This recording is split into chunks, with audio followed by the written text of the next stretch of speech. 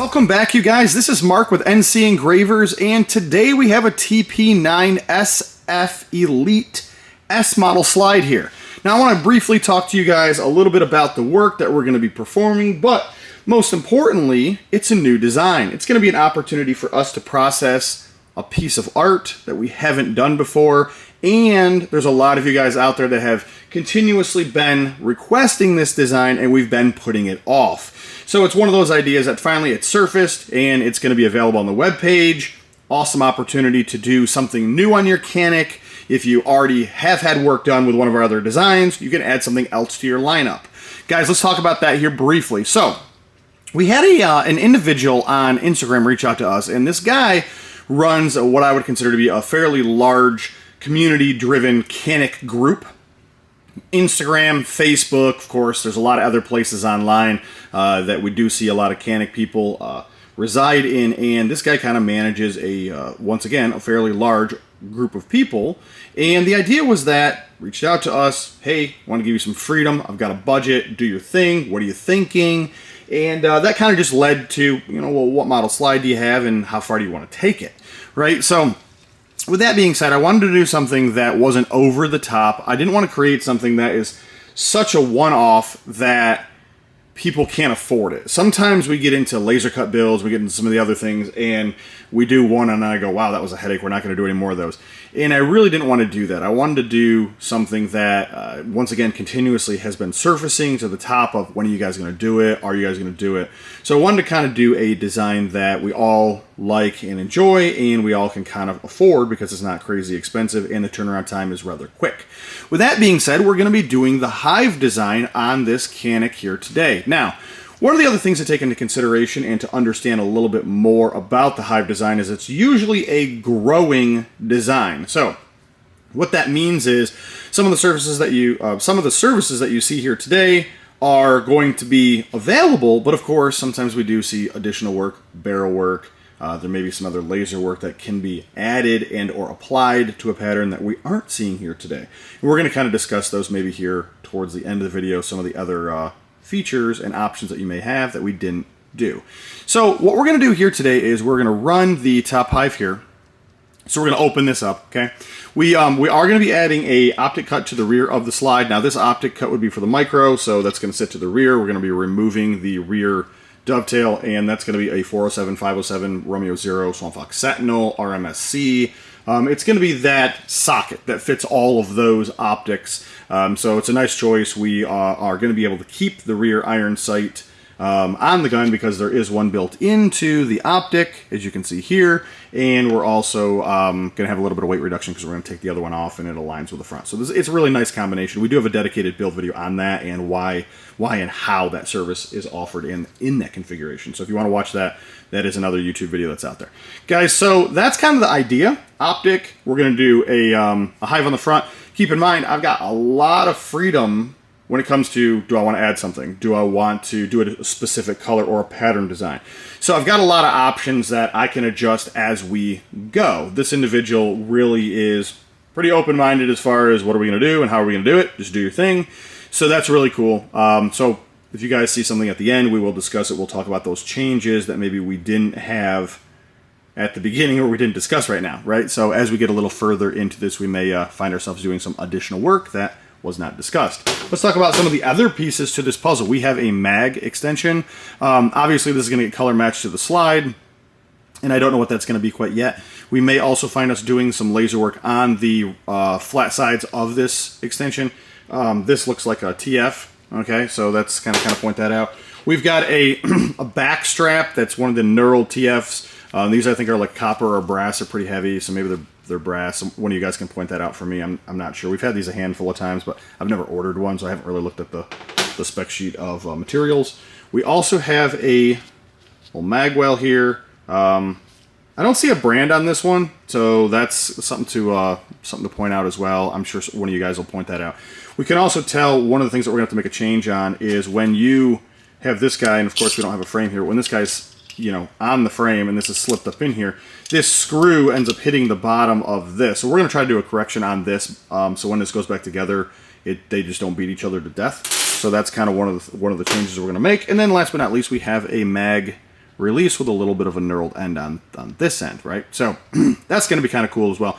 These are all small pieces that we are going to color match in with the slide. Once again, I want to get the design out. I want to kind of sit down and look at it and say, hey, what do I think is going to go, you know, overall with the frame, you know? So I think it's one of those kind of plays is you know, what are we going to do for a color? We're going to do a multicolor, we're going to do a pattern, we're going to do a wipe, we're going to do a worn, we're going to do a halo, you know, a solid. So those are things that I'm looking at now. I haven't quite ironed those details out. But guys, what I do want to do is jump over into the CNC cut work. I want to knock out both the Hive top and the optic to the rear, so that way I can get down to processing those extra parts. We are going to do once again a cleanup on the bottom of that mag well. You guys probably won't see this work, but I'll show it afterwards, so that way you guys can kind of see just kind of what it looks like and how and what we had to do in order to make a correction on that, just in case one of you guys wants to do that yourself and kind of get a feel of what it should look like if you're going to process that work. And let's just bring it back. Let's kind of talk about each one of those pieces. Let's look and see how they all flow together, and let's just see what we come up with.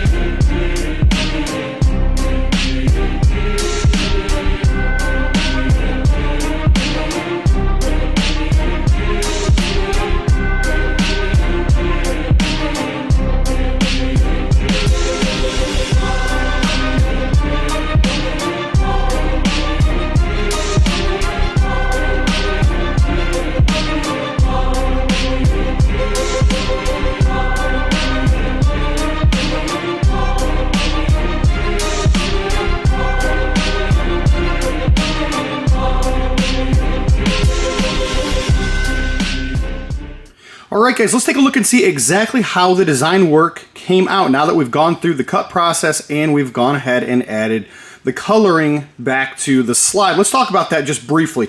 Hive cut on the top, of course we're seeing some nice open exposure. So if you're going to be running an aftermarket barrel or even a factory barrel that you're looking to match, you're going to be able to see some of that down through those top windows. Knurling on the top also, so anti-reflective type of cut work, which is basically going to assist with outside shooting and things, so you're not getting any glare between the rear and the front sight or rear optic and front sight. We see that once again on a lot of high-end weapons like the 1911. And we have an optic cut that we have done on the back of the slide. This one has a rear built-in iron sight. This happens to be one of our optics. We just stuck it on there. We want to show you guys the overall picture of what it would look like. Of course, once the customer gets it back, they'll go ahead and mount theirs. We're able to see how this aligns here. I will include some pictures. It's going to show it just a little bit better instead of the camera attempting to pick that up. Now let's talk about the coloring. So this happens to be our NCE worn type of finish. So we do offer a battle wear, which is an actual sanding process. You would see some of the silver through the slide. And then we offer a pro coating, which is more of a worn, which is what you would see with like a wipe style. So that basically we put a base down and then we do a secondary color. Usually that secondary color is black. And of course it fills in all of the areas. So real nice look overall. I like how we got back to having text filled in, easy to read on the main color. Hopefully you guys like that. Pretty cool overall, I think. Guys, let's talk about a couple of the other pieces that we had to color for this project, and then I want to go into something that's on my mind, and you guys know that I'm going to kind of usually bring that to the surface if there's something I want to talk about. All right, let's talk about some of the small pieces. So we have a mag release. We ended up doing a little bit of a wear on here. And then, of course, we did it on here as well, so you'll be able to see some black. So once this is in the frame, it's going to match the slide pretty nice. Of course, the inside of this we don't really see. We have a mag well, which we've done the same thing on as well. So we've got a little bit of black. We kept the main color, which is burnt bronze. Then went ahead and added black to that. One of the things that we had to do to this, if you remember at the beginning, was it had a gouge in there where the screw is because of that mag. And what we did was we basically just ended up doing a little recess cut right here. The idea is even if we corrected the mag, which we're going to get to here in a moment, it wouldn't fix the problem because any other mag that goes in this gun from the same user is going to run into slamming into the bottom of the mag well. So just because you fix a mag doesn't necessarily mean it's going to work with all your other mags. So the idea is that if we did something like this, it should work with the mags without modification to the mags. Now, of course, that just has to be tested. It's hard to tell without having it back on the frame. Now we have the mag itself, which you guys can see we ended up doing some coloring on. I want to talk a little bit about this mag, and I just kind of want to talk about something I really don't believe in and can't stand. And one of the things is that screw. The idea behind this, and if you recall from the beginning of the video, was that this would go up in here. Okay, so this is your frame. This is on the bottom of it. This guy slides up in here, and then when it gets to the bottom, those two slam into each other. So basically this screw hits right here, and you're just slamming it in there trying to get it to work. You know, the idea here is that we've corrected this, and I actually had to replace the screw, which I'm going to get into here in a moment, but we've corrected this problem. The downside is that it's always going to be a problem on every single mag you have if you're running a mag well. If you're not running a mag well or a different mag well, maybe you don't run into this problem.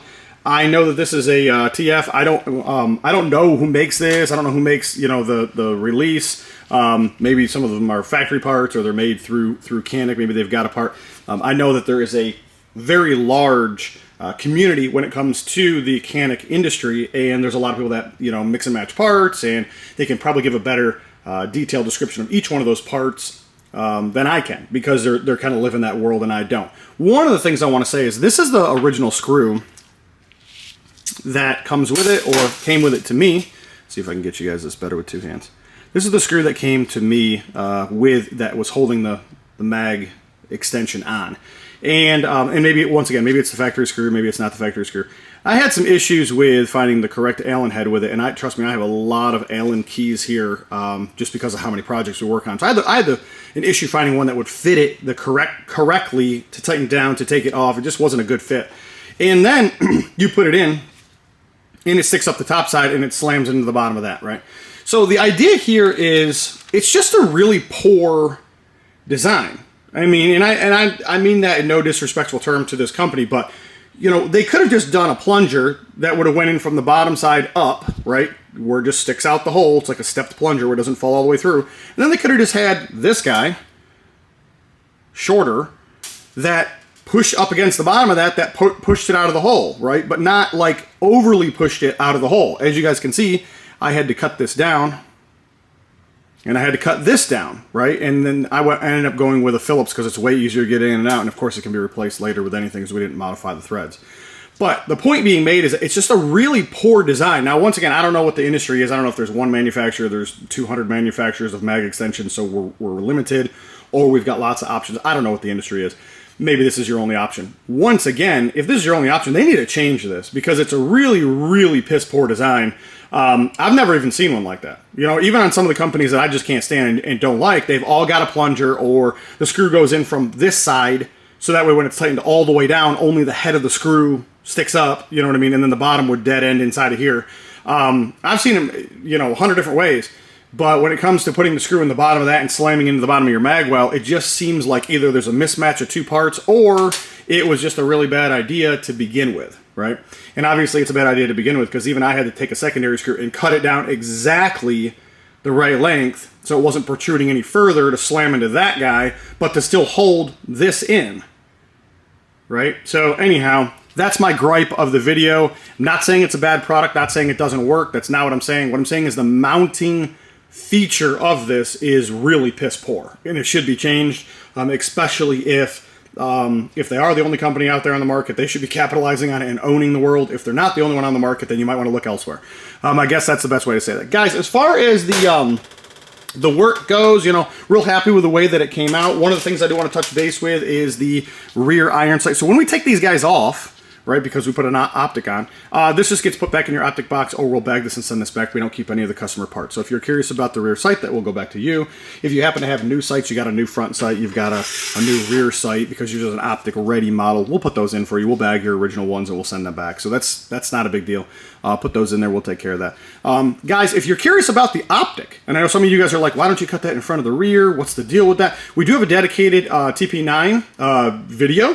And it does discuss the optic. It discusses how we do our setup, why we do our setup, what works, what doesn't work, why we don't recommend it in a different configuration. And we go over all that. I know there's some companies that cut in front of the rear iron sight. They cut into the loaded chamber indicator. I don't recommend doing that because you're leaving a gap here. I do suppose there's probably some ways around that if you want to fill that channel with a blank. And then you could put the blank in there and then run the pin steel through, you'd be good to go. If the optic sits in front of where the roll pin is, nothing's gonna hold that blank in because there's no roll pin hole anymore. So I think there are some options there. However, this is the typical setup of what we would do. You have a rear iron sight on the gun that matches with your front factory sight that does not need to be replaced. It works from the factory one does, so there's no need to replace that unless you just want to. Guys, overall, hopefully you've enjoyed the content. Follow us on Instagram, Facebook. Of course, there's new stuff coming out all the time on YouTube, so we would recommend that you like it, share it, leave a comment in there. Feel free to post information. If you see a thread of one of our builds on Reddit or somewhere else, feel free to tag the video in that. We don't have a Reddit account. We don't really live in that world, I guess is the best way to say that. I stay so busy doing work. What I don't have time is to just comment and go back and forth. If somebody needs something done, they really should reach out to us. We have a phone number on our webpage and on Google. Feel free to call. If you just have something that is not answered on the webpage, you're just unsure of how to get the answer, please feel free to give us a call, or you can text that number as well. We do process orders through email. We do want to have a record of what's going on. So if you got some questions, hey, I've got this gun, I want these parts put on, please send us an email, include that parts list or some pictures. We can, look that up whenever your order comes in. We'll know a little bit more about what's going on, versus if you text us or if you call us, there's really isn't any way for me to look back up once you've placed an order who you are. So it's a little bit more difficult to narrow down the previous conversation to the existing work that's here. So we don't really like to do it that way. Guys, once again, if you have any other questions, just let us know, and you'll have some other video content coming up here shortly.